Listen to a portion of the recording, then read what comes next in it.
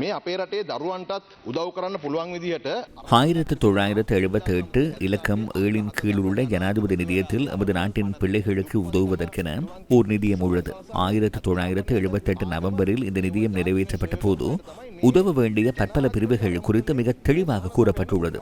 வறுமை ஒழிப்புக்காக, கல்வி, சமயம், தேசத்துக்காக சேவையாற்றியவர்களுக்கு இந்த ஜனாதிபதி நிதியத்தினூடாக நிவாரணங்களை வழங்க முடியும். 2005 2024 ஜனாதிபதி நிதியத்திலிருந்து ஒதுக்கப்பட்ட கொடுப்பனவுகள் தொடர்பான தகவல்கள் என்னிடம் உள்ளன. இந்த ஜனாதிபதி நிதியத்திலிருந்து உதவி பெற்றவர்கள் பற்றிய பெயர்களை நான் கூறுகிறேன். இதோ அந்த பெயர்கள்: பி அரிசன், பி சேனகம்கே, மொடராகலையில் பல ஷெட்களை வைத்துள்ள சுமேதா ஜெயசேன, மக்களுக்கு தெரியும் மனோஜ் சிறிசேன, பி தயாரத்ன, SE முத்துக்குமாரன, வாசுதேவ நாணயக்கார, சரத் அமிருகம, எஸ்பினாவின் ஆகியோரது பெயர்கள் நேரடியாக உள்ளன. இன்னும் சில பெயர்களும் உள்ளன. கண்டுபிடிக்க வேண்டிய மேலும் சில பெயர்களும் உள்ளன. சற்று கடினமாக உழைக்க வேண்டும். மற்றொருவர் JPTPK ஜெயசேகர. JPDK ஜெயசேகர யார்? நமக்கு தெரிந்த ஒரு ஜெயசேகரவே உள்ளார். JP தயாசிரி பத்மகுமார ஜெயசேகரவாக இருக்க வேண்டும். ஆனால் இதில் JPTK ஜெயசேகர என்று உள்ளது. களுத்துறை மாவட்ட உறுப்பினர் Jagath Vitharana, JPDK Jayasekara, HMPN de Silva, PL Nishantha de Silva, SADS Premajayantha. Premajayantha யார்? சுசில் பிரேமஜயந்த். இந்த பெயர்களை கண்டுபிடிக்க சற்று கடினமாக இருந்தது. EAID பெரேரா, இசுரதேவ பிரிய இன்னும் உள்ளனர்.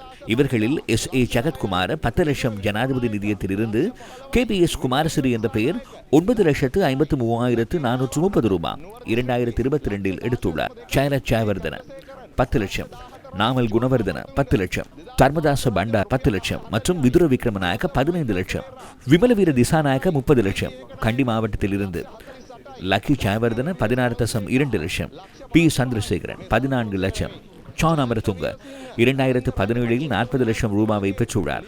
ஜோசப் மைக்கேல் பெரேரா 27 லட்சம், TP ஏகநாயக்க 48 லட்சம், WMS பொன்சேகா 55 லட்சம். இவர் சரத் பொன்சேகா அல்ல.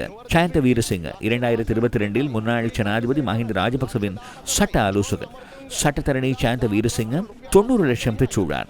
அலிக் அலுவிகார 22 லட்சம், ரஞ்சித் அலுவிகார 8.6 லட்சம். அலுவிகார பரம்பரையினர் ஜனாதிபதி நிதியத்தில் இருந்தே மருந்தெடுத்துள்ளனர். ராஜித சேனாரத்ன 100 லட்சம், கேலிய நம்புக்வெல்ல 110 லட்சம். அந்த ஹோட்டலில் அறைக்கு அறை சென்றுள்ளார். இதோ மருத்துவ சிகிச்சை.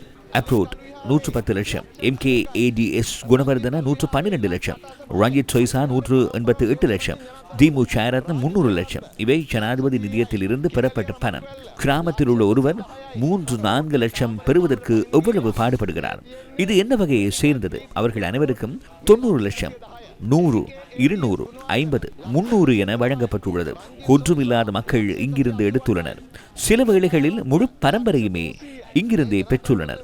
அவ்வாறே ஜனாதிபதி நிதியம் பயன்படுத்தப்பட்டுள்ளது. இந்த ஜனாதிபதி நிதியம் ஜனாதிபதியின் தலைமையில் உள்ளது.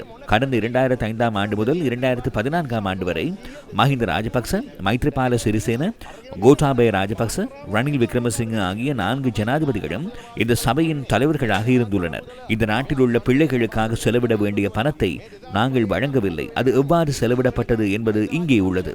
செப்டம்பர் 1, 2022 முதல் செப்டம்பர் 30, 2024 வரை பிரதமர் அலுவலகத்தில் வைத்திய பிரிவுக்கான செலவுகள்.